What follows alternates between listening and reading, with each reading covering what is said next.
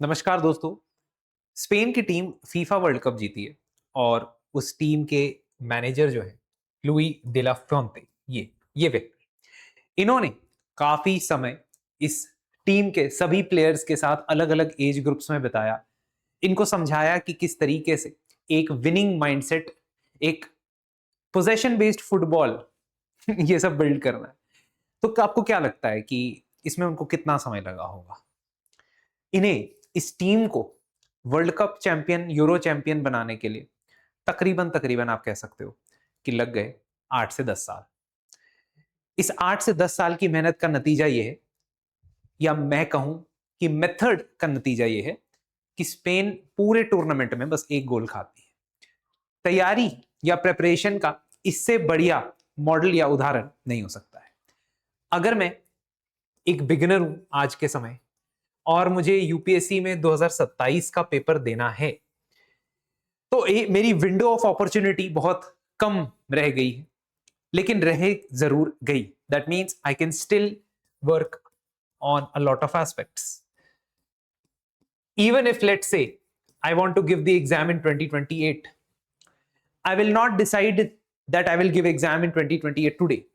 I will decide it after March 2027.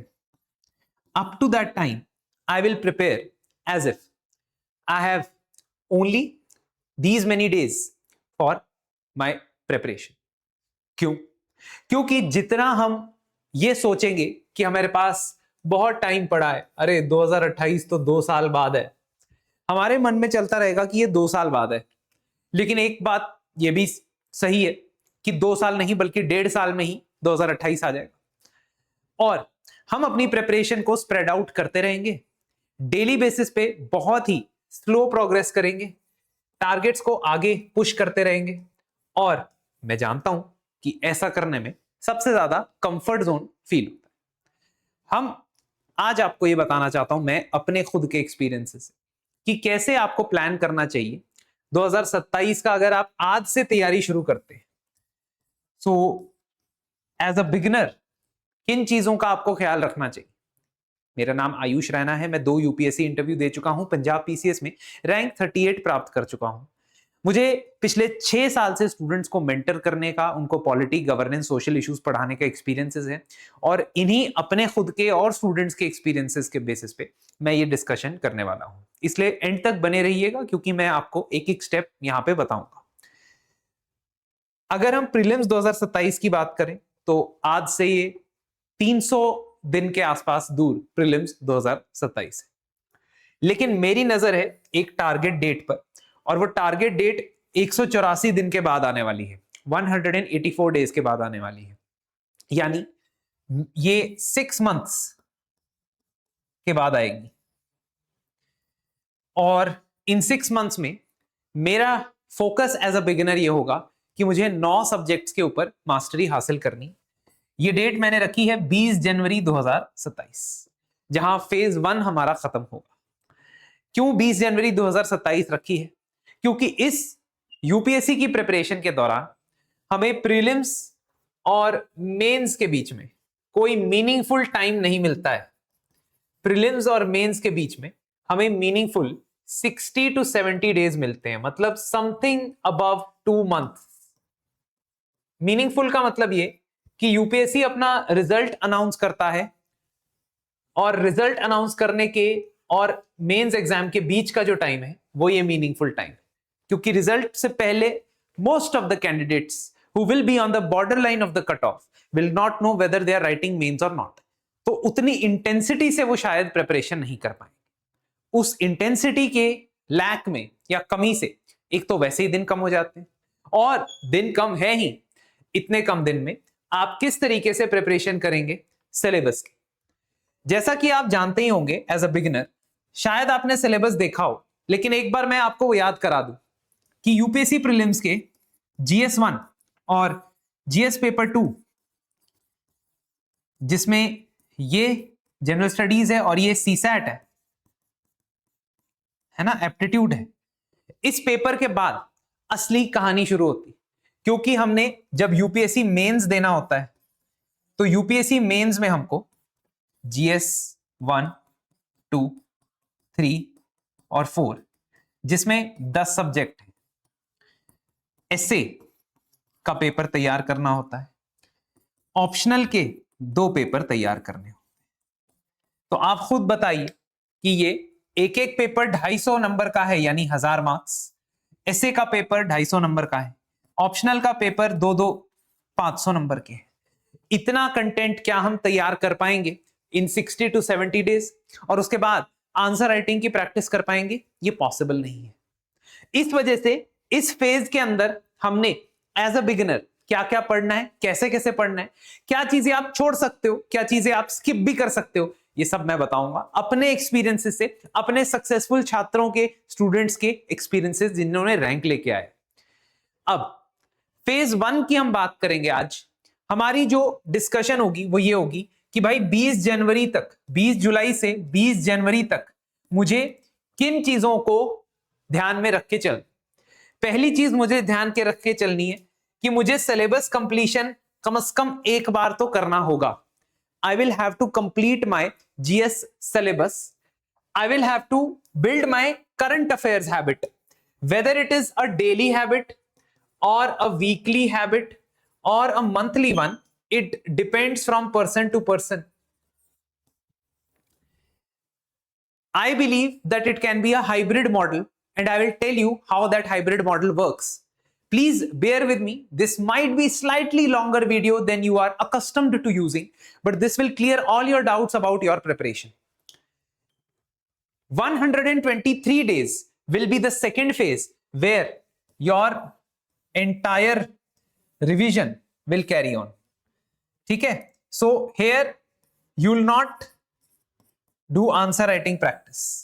यहां पे आप आंसर राइटिंग प्रैक्टिस बंद कर देंगे एक तरीके से, और प्रीलिम्स ओनली फोकस चलाएंगे। इस फेज के बारे में मैं कभी और बात करूंगा, क्योंकि हम block bye block, phase by phase, session bye session चीजें देखेंगे। और ये जो रोड मैप है, ये पहले फेज में सक्सेसफुल या फेल होगा। अगर ये पहला फेज सक्सेसफुल नहीं हुआ तो फिर दूसरा फेज आएगा ही नहीं, will not come into play. पहला, full syllabus once, current affairs, answer writing, and CSAT. This is the idea. When we talk about full syllabus, we say optional.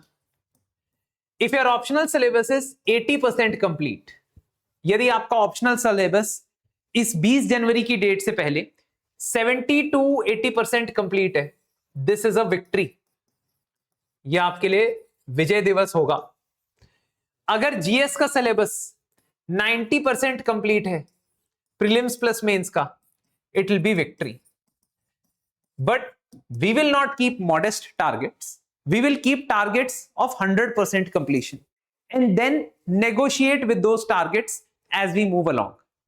But that negotiation can not bring it below 90%, that negotiation can not bring it below 70%. So when we talk about syllabus, we have to understand that if 20th जनवरी तक हमने ये syllabus करना है, complete करना है, तो फिर हमें इस टारगेट्स को अचीव करना है। इस टारगेट को अचीव करने के लिए आपको यह देखना है कि हम हर सब्जेक्ट को कितने दिन देने चाहिए। How many days should we give to each subject so that in 184 days we are able to complete the GS syllabus. Based on the length of the subject, based on the importance level of the subject in both prelims and mains, based on my experience of covering these subjects myself for my exam, based on successful candidates' experience of covering this subject on their exams, for their exams, this is the number of days you should give to every subject. तो अगर मैं बात करता हूं history plus art and culture की, तो total आपको इसमें 26 दिन लगने चाहिए। Geography, physical geography, Indian geography, इसमें आपको 20 दिन लगने चाहिए। अगर मैं इंडियन पॉलिटी और गवर्नेंस की बात करूं तो इसमें एनीवेयर बिटवीन 22 टू 25 डेज लगने चाहिए, दिस कैन वेरी। 22 से लेके 25 दिन इसमें लगेंगे। इंडियन इकोनॉमी और एग्रीकल्चर में 20 से 22 दिन लगेंगे, तो let us put a range over here. Environment, ecology, disaster management में आपको 16 डेज लगेंगे। 16 डेज का मतलब मैं सेल्फ स्टडी डेज की बात कर रहा हूं। अगर मैं सेल्फ स्टडी डेज की बात कर रहा हूं तो मैं ये मान रहा हूं कि ये आप कम से कम 4 to 6 आवर्स पढ़ रहे हो। ये आप 4 to 6 आवर्स पढ़ रहे हो। ये मैं उन लोगों के लिए बोल रहा हूं जो फुल टाइम प्रिपरेशन कर रहे हैं। वर्किंग प्रोफेशनल्स के लिए I will have a separate session, a different session for those who are working professionals. If they want me to discuss this tomorrow itself in my next video, so please comment working professionals, working professional comment kar do. In any case I am going to make the video, but I'll come to know that you guys are listening to me. So prelims mains दोनों के लिए अगर आप 4 से 6 घंटे daily basis पे दे रहे हो अपने सेल्फ स्टडी में, तो मैं कह रहा हूं कि इतने डेज लगेंगे। This is the bare minimum. It can go up to 8 hours also, but why I am not saying 8 hours? Because भाई तुम लोगों को ऑप्शनल भी तो पढ़ना है। You guys have to study optional as well along with it. So that is why for every GS you will have these many days. इतने number of days बांध लो, अपना जो भी शेड्यूल बनाओ, जो भी सिक्वेंसिंग रखो, है ना। Although I will tell you sequencing ideally कैसे होनी चाहिए, जो भी सिक्वेंसिंग रखो उसमें नंबर ऑफ डेज इतने ही एलोकेट करो। साइंस एंड टेक्नोलॉजी के लिए 10 से 12 दिन, इंडियन सोसाइटी, ठीक है, प्लस इंटरनेशनल रिलेशंस, इन दोनों को मिला के 12 दिन। तो सोसाइटी के लिए 6 और इंटरनेशनल रिलेशंस के लिए 6 दिन। वंस अगेन वही 4 to 6 आवर्स अगर पढ़ रहे हो तो ये बात है। एथिक्स के लिए 14 दिन, 2 हफ्ते, which can be extended to 16 days as well. And मैंने इतना टाइट शेड्यूल इसलिए रखा है क्योंकि मैंने बफर में 6 हफ्ते रखे हैं, 1.5 महीना मैंने बफर रखा है, क्योंकि मुझे पता है कि ये जो शेड्यूल मैंने बनाया है, इस शेड्यूल में हर सब्जेक्ट में 2 से 4 दिन एक्स्ट्रा लग सकते हैं। बट मैंने अपने आप को, अपने माइंड को ये कन्विंस करना है कि मेरे पास इतने ही डेज हैं। जब मैं अपने माइंड को ट्रिक करूंगा कि मेरे पास इतने ही डेज हैं, तो I will be more efficient and I may cover 80% of the syllabus rather than if I think already, पहले ही मैं सोचता हूं कि लास्ट मेरे पास डे है संडे, तो मैं कम एफिशिएंट हो जाता हूं। ये बहुत नॉर्मल ह्यूमन नेचर। अगर मुझे लगता है कि मेरे टास्क सबमिट करने की डेडलाइन संडे है, तो मैं पिछले हफ्ते के मंडे से लेकर फ्राइडे तक बिल्कुल आराम आराम से वो काम करता हूं, क्योंकि कल ही डेडलाइन नहीं है। The deadline is not tomorrow. But as soon as I say that, okay, on the calendar I can see that deadline is tomorrow, then I start working like a madman. This will happen in this preparation as well. So that is why my deadline has to be kept at a stricter level in comparison to reality में मैं क्या achieve करूंगा। वो immaterial है कि मैं reality में क्या अचीव करूंगा। मेरे को डेडलाइन रखनी है बिल्कुल बिल्कुल टाइट, फिक्स्ड। स्ट्रेस होने लग जाए मुझे, हाँ, ये सही कह रहा हूं। स्ट्रेस के अंदर बेस्ट परफॉर्म करने वाला व्यक्ति ही तो सिविल सर्वेंट बनता है। हाँ, सिविल सर्वेंट बनने के बाद वो क्या करता है, ये मेरी रिस्पॉन्सिबिलिटी नहीं है, आपकी रिस्पॉन्सिबिलिटी नहीं है। ऑल्दो मैं, अगर मेरा स्टूडेंट है तो मेरी रिस्पॉन्सिबिलिटी है कि मैं उसको बताऊं कि भाई साहब ये मानना है, उसने नहीं मानना है। लेकिन आप ये बात समझिए कि ये मैंने टाइट टाइमलाइन इस वजह से ही रखी है क्योंकि मैं भली भांति जानता हूं, I understand how human psychology works when you are preparing for the UPSC exam. If I tell you that the deadline for something is 15th August, just look at how your intensity will move from 1st August to 10th August and from 11th to 14th August. देखोगे यहां पे लाल लाल लाल लाल लाल दिमाग में tension होने लग जाएगी. For that purpose, I have kept this timeline so strict that on day one you are stressed कि मेरे पास तो बहुत कम दिन है. अब जो इस स्ट्रेस को अच्छे से इस्तेमाल करेगा, चैनलाइज करेगा, या मेरे जैसा मेंटर होगा जो समझाता रहेगा चीजों को, वो डेफिनेटली इस पर्टिकुलर शेड्यूल के हिसाब से काम कर सकता है. The moment or a subject or a theme is or a theme is finished within that subject, you have to do mains answer writing for that subject as well immediately. The reason is very simple. If we are planning for a 2026 attempt, 2027 attempt, we do not have time to build or wait till after pre for starting mains answer writing. You will write 20 bad answers, for every subject, 30 bad answers for every subject, but your 31st answer should be better than your 30th answer. Your 40th answer should be better than this, and so on. If not, that means you are on the wrong path, or you are with the wrong mentor.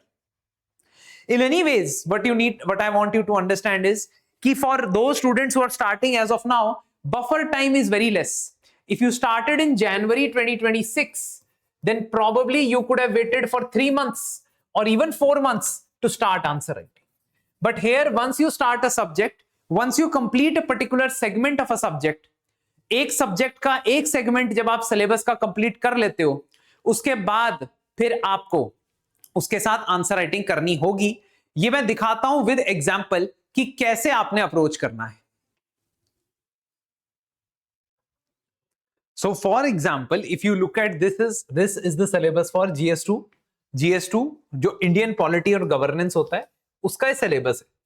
अब आप देखो कि इस syllabus के अंदर Indian constitution, historical underpinnings means historical background of the constitution, evolution, features, amendments, significant provisions and basic structure.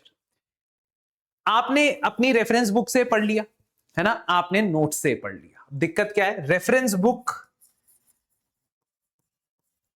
as far as polity governance is concerned is mostly prelims oriented.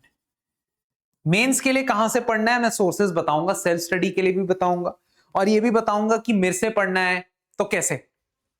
लेकिन Indian constitution, historical underpinnings, evolution, features, amendments, significant provisions, basic structure, ये मेरी एक theme cover हो रही है जहां पे मैं बेसिक्स ऑफ द कॉन्स्टिट्यूशन कर रहा हूं. कॉन्स्टिट्यूशनल फ्रेमवर्क, क्या कर रहा हूं, constitutional framework.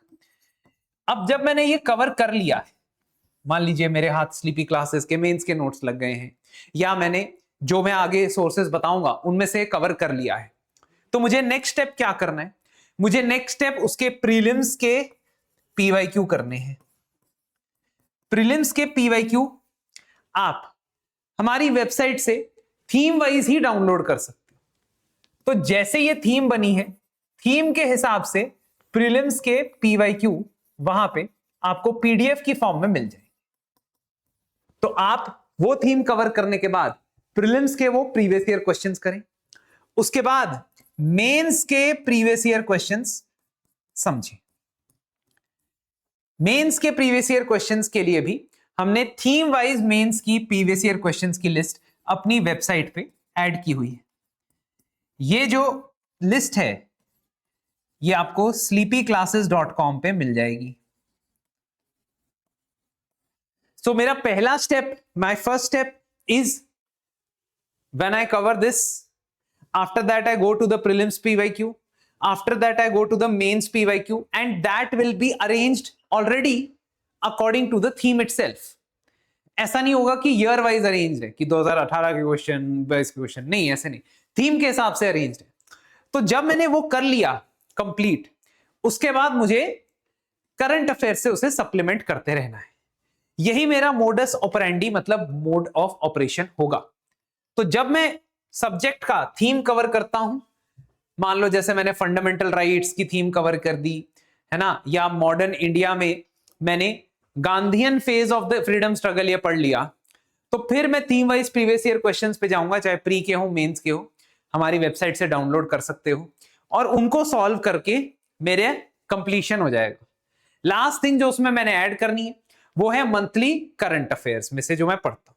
So every layer will have these components which is the syllabus coverage, PYQ coverage, and current affairs. Please understand that this is a mode of operation which you have to do. इसमें compromise नहीं है, खास तौर पे बड़े subjects के लिए. कौन से बड़े सब्जेक्ट है, polity governance plus history plus economy plus geography. Of course there are subjects which are now matching it as far as prelims is concerned, which is science and tech, environment and disaster management, international relations. यहां भी previous year questions important है दोनों level पे, लेकिन यहां पे current affairs slightly ज्यादा relevance रखते हैं। आई एम नॉट सेइंग कि यहां पे पीवाईक्यू नहीं कवर करोगे, आप कवर करोगे, लेकिन इधर बिकॉज करंट ओरिएंटेशन ज्यादा होती है, आप 2026 के पेपर में देखो, 25 में देखो, 24 में देखो, इसलिए previous year questions are a good hint to what current affairs you should read. But यहां पे शुरुआत में आप इन 4 सब्जेक्ट से ही स्टार्ट करोगे, भले ही प्रीलिम्स 2026 में पॉलिटी के 7 क्वेश्चन देखने को मिले, डजंट मीन दैट 2028 में 27 में इतना ही होगा। ये कोई ट्रेंड नहीं है कि ऐसा होता रहेगा या ऐसा नहीं होगा, इन सब ट्रेंड चेजिंग से आपने दूर जाना है, ठीक है। And this is where I will also help you out in the mentorship batch, GS mentorship batch for 2027. I will make sure that you guys have a proper fixed schedule. I will make sure that you are on track with that schedule with weekly 1:1 session with me. I will make sure that your answer writing practice is on point because I will conduct daily answer writing. I will conduct weekly live sessions of answer writing, online and offline both. And I will conduct tests for the mains practice. And that will be according to pre-decided schedule. Once again, same thing, 20 जुलाई तक सब कुछ खत्म करना है, उसी mode में रहेंगे। खैर, आपका एक सैंपल डे, एक दिन कैसा लगना चाहिए अगर आप एक बिगिनर हैं, उससे पहले देखते हैं कि आपको बुक्स कौन सी पढ़नी चाहिए। सबसे पहले तो आप आर्ट एंड कल्चर के लिए एनसीईआरटी की फाइन आर्ट्स की किताब जरूर पढ़े, क्योंकि ये प्रीलिम्स और मेंस में काम आती है। ये 11th स्टैंडर्ड की फाइन आर्ट्स की किताब है। नितिन सिंघानिया नाम की एक किताब आती है, उसके ये वाले चैप्टर आप पढ़े और अपेंडिक्स 2 पढ़े। ये वाले चैप्टर आप पढ़े, अपेंडिक्स 2 पढ़े। नई एनसीईआरटी जो है हिस्ट्री की क्लास 11वीं और 12वीं की ये पढ़े।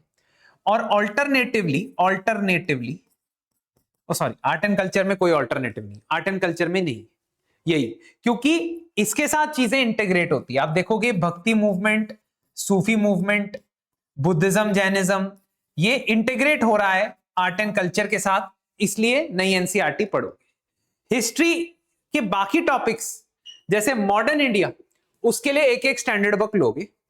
मेंस के लिए ये किताब बहुत अच्छी है, पर इसमें टाइम लगता है, इसलिए दिस इज ऑप्शनल। ऑप्शनल मतलब if you have think you have the time to read it for self study, do it, but क्योंकि 26 दिन में अगर करना है तो ये किताब नहीं पढ़ पाओगे। May be just immediately after prelims देने के बाद अगले दिन जब आओगे, मैं तो ऐसा ही किया था कि हिस्ट्री से शुरू करना एक अच्छा पुश होता है। मुझे हिस्ट्री पढ़ना बहुत पसंद है। अगर मैं बहुत गैप के बाद कोई सब्जेक्ट पढ़ना चाहता हूं तो मैं पहले वो सब्जेक्ट पढ़ना चाहता हूं जो मुझे पसंद है, जो मुझे ना पसंद है वो नहीं। तो मैं हिस्ट्री से शुरू करता था, प्री के बाद प्री देके आता था, शेखर बंदोपाध्याय उठा लेता था, प्लासीटो पार्टीशन, बड़ी मजेदार किताब। World history is optional whether you want to do it before pre, whether you want to do it after pre. Before pre कर लोगे तो बाद में टेंशन नहीं रहेगी, आफ्टर प्री करोगे तो ये एनसीईआरटी, ओल्ड एनसीईआरटी की किताब है या कोई भी कोचिंग के नोट्स हैं वर्ल्ड हिस्ट्री के, बहुत बढ़िया है, उतने बहुत हैं, उसमें से आंसर निकल आता है। Same is for post independence, कोई भी कोचिंग के नोट्स हैं पढ़ लो, स्लीपी के हैं स्लीपी के पढ़ लो, किसी और कोचिंग के हैं किसी और के पढ़ लो, क्योंकि किताब पढ़ने का टाइम नहीं।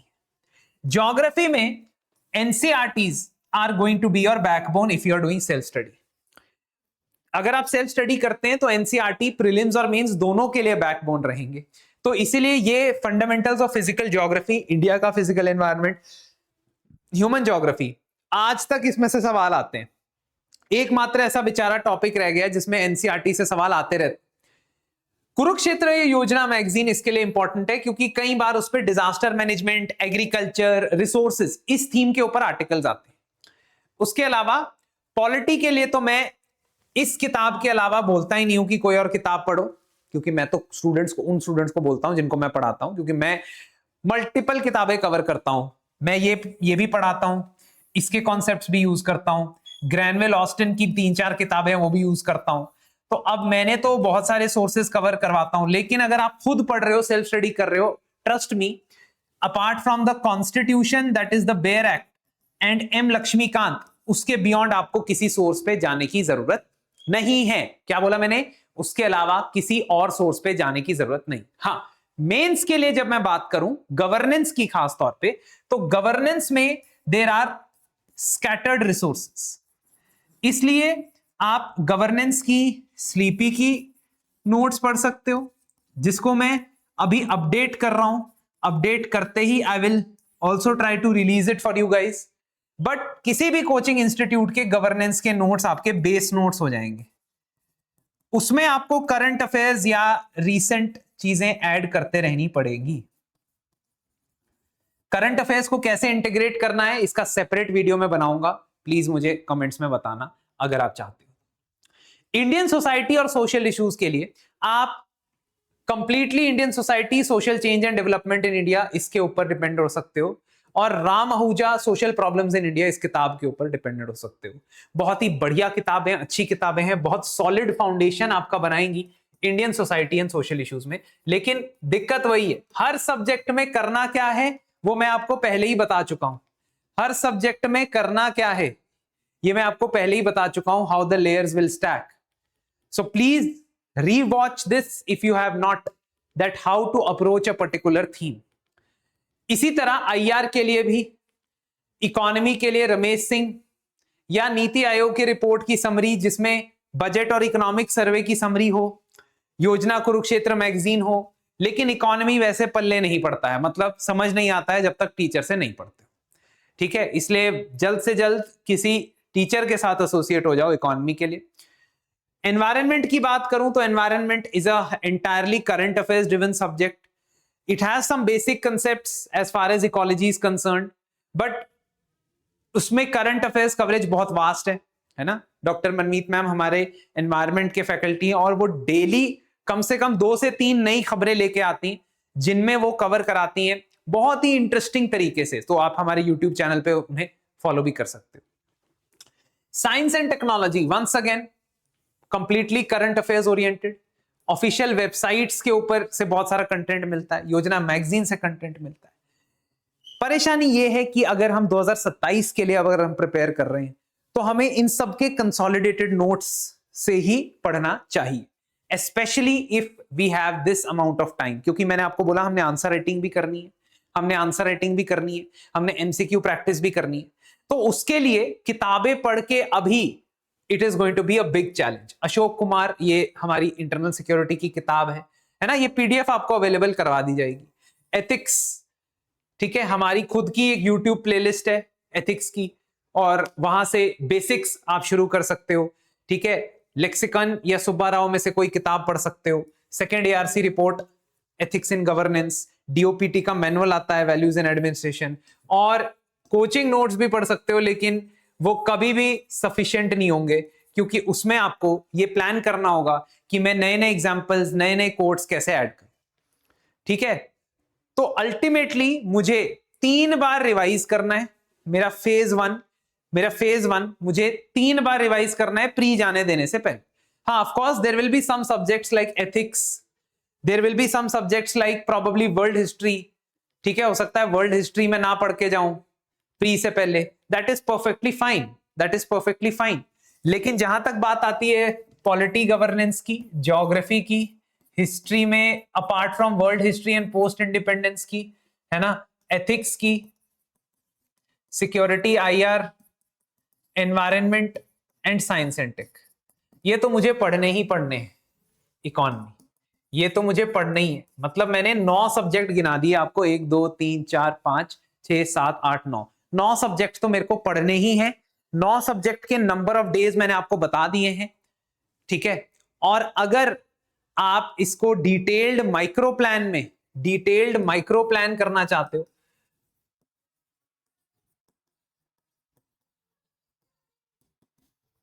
है ना, डिटेल्ड माइक्रो प्लान में डिवाइड करना चाहते हो, तो मैं यही चीज अपने मेंटरशिप में स्टूडेंट्स को कराता हूं। एग्जैक्ट थिंग डिटेल्ड प्लान के साथ, प्लानर के साथ, आज कौन सा टॉपिक पढ़ना है, आज कौन से टॉपिक का डेली आंसर राइटिंग में आंसर लिखना है, थर्सडेज को हमारे एमसीक्यू सेशन होते हैं, सैटरडेज को हमारे आंसर राइटिंग सेशंस होते हैं, और यही जो नंबर ऑफ डेज हमने रखे हैं वही नंबर ऑफ डेज हमने वहां पे भी रखे हैं हर सब्जेक्ट के लिए। तो बिल्कुल सेम टू सेम तरीके से मैं मेंटरशिप देता हूं स्टूडेंट को। Doctor Manmeet ma'am is also there in that particular program, आप उनसे भी गाइडेंस ले सकते हैं।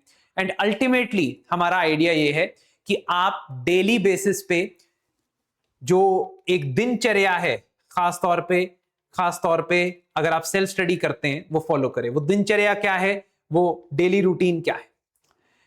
6:30 to 7:30 आप उठे।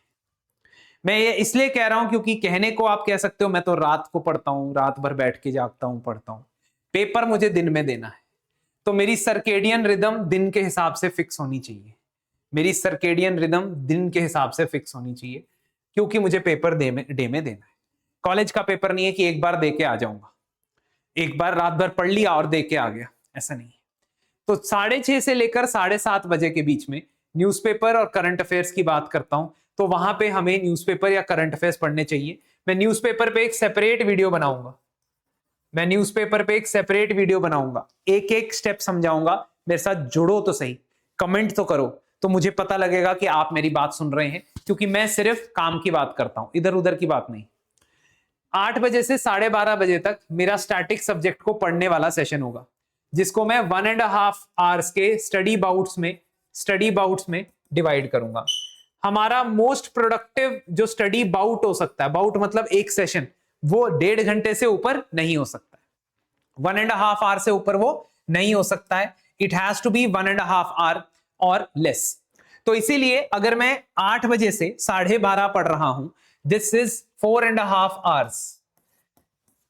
ठीक है, 4 into 60 is 240, मतलब 270। तो मेरे पास 3 बाउट्स हो सकते हैं 90 मिनट्स के, with every bout followed by a 10-minute rest. ये सेल्फ स्टडी में मैं इतने जोन में जाऊं तो मुझे बिल्कुल इफेक्टिवनेस नजर आएगी। हो सकता है कि मैं इसमें से कुछ टाइम, है ना पढ़ पाऊं। लास्ट वाले 1.5 घंटे 1.5 आवर में I am not able to perform to the best, no problem, still persist with it. Then you have a 2-hour break and you revise yesterday's notes, yesterday's topics. Then you do mains answer writing for 1.5 hours. If you are associated with me, you will do daily answer writing. है ना, मेरे साथ associated हो, daily answer writing करोगे। Alternate days पे CSAT की भी practice करो, चाहे यूट्यूब की कोई प्लेलिस्ट उठा लो और न्यूमेरिकल, क्वांटिटेटिव और रीजनिंग इसकी प्रैक्टिस करो। सीसैट कॉम्प्रिहेंशन की प्रैक्टिस अभी मत करो, बाद में करेंगे, लास्ट में करेंगे, लेकिन क्वांट रीजनिंग की ऑल्टरनेट डेज पे प्रैक्टिस करो। 9 साढ़े 9 बजे तक अपने डे को खत्म कर दो, लेकिन not without this absolute banger of an exercise. What is that? For 15 minutes you have to stare into a wall. Yes, stare into a wall which is blank, which has nothing written on it, and try to recollect the topics that you have read in the entire day. After doing that, try to take this blank sheet and just list down 5 facts that you remember from today. आज की पढ़ाई में से मुझे 5 fact या 10 fact जो याद आते हैं मुझे लिस्ट में लिखने हैं। ये एक्टिव रिकॉल है, ये एक्टिव रिकॉल करना जरूरी है, ठीक है। और मैं मेंटरशिप में स्टूडेंट्स की ऐसे भी मदद करता हूं कि उनको जो चीजें टेस्ट करनी है उनके लिए मैं प्रैक्टिस वर्कबुक्स देता हूं स्टूडेंट्स को, उन प्रैक्टिस वर्कबुक्स की मदद से वो अपने पढ़े हुए टॉपिक्स को रिवाइज कर सकते हैं। अब मुझे जरूर कमेंट सेक्शन में बताओ कि क्या आपको माइक्रो शेड्यूल चाहिए, डे टू डे शेड्यूल चाहिए, नंबर 1। सेकेंडली, वर्किंग प्रोफेशनल्स के लिए आपको वीडियो चाहिए, अगर आप वर्किंग प्रोफेशनल्स हैं कैसे करना है मैनेज। एंड थर्डली, इस फेज 1 के बाद नेक्स्ट फेज, उसमें क्या करना है, सॉरी नॉट नेक्स्ट फेज, इसके बारे में तो हम बाद में बात करेंगे। And thirdly, if you want that I should prepare or tell you how to read the newspaper effectively with demonstration, that I will also tell. कोई भी आपके सवाल हो, please comments में मुझसे जरूर पूछिएगा. As a beginner, there is still time for you to start preparation. Look at the number of days I have allocated. Try to work within that timeline so that even if it shoots past 10 days, 15 days, we are comfortable because we have kept 6 weeks of buffer. See you soon and thank you very much.